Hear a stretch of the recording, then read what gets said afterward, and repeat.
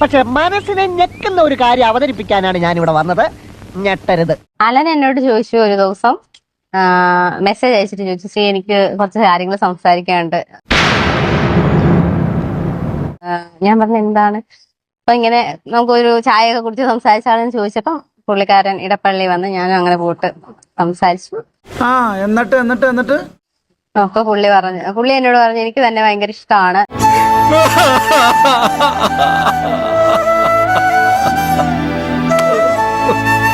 എനിക്ക് കല്യാണം കഴിക്കാൻ താല്പര്യമുണ്ടോ എന്നിങ്ങനെ ചോദിച്ചു.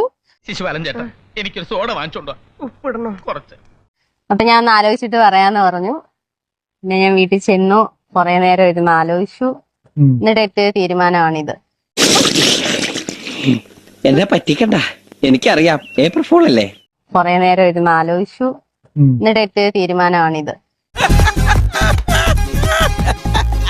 എന്നാലും എന്റെ പൊട്ട നീ ഇതെങ്ങനെ? ഞാൻ ട്രൈ ചെയ്തിടാ ട്രൈ.